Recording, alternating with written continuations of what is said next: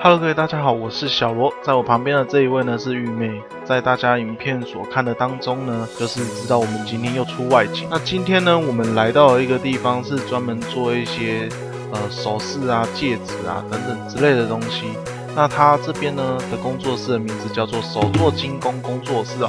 那这工作室呢是由他们个人所开出来的，可以让大家自行 DIY。那目前呢，在这个地方的位置位于在桃园市八德区的新丰路1690巷21号哦。这个巷实在是非常的长哦，1000多巷。过程我们在敲敲打打使这个镜头摇摇晃晃的，这个也是没有办法的一件事情哦。那由于因为现在是疫情的时间，所以呢，它开放的人数就是会比较少。一般来讲的话，大概剩下4个人左右，这是目前可以开放的状态。那各位如果要过去的时候，千万不要扑空哦，因为这个全部都是采用预约制的。所以各位呢，如果要开始的时候呢，一定要先去他们的 Facebook 或者是去他们的 IG 去确认一下，跟他们私讯来确定当前的这些是否有人预约哦。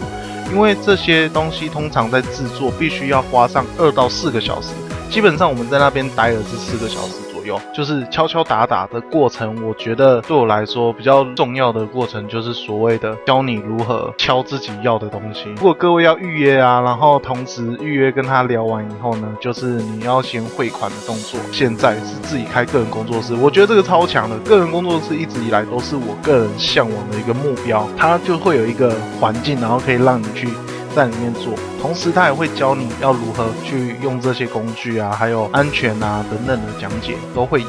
各位如果特别喜欢拍照、打卡等等之类的，我跟你讲，不用担心，你就跟他讲，他会拿出工具给你，然后这些拍摄场景什么，他都会直接准备给你。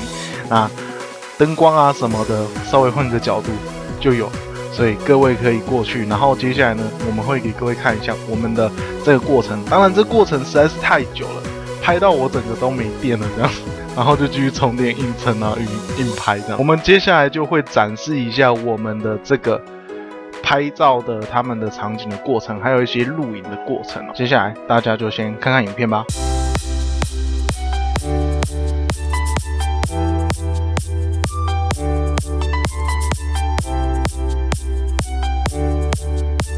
电镀哦，电镀好，因为我们有电镀的关系，所以呢，我们的这个东西必须要14天以后才能拿到。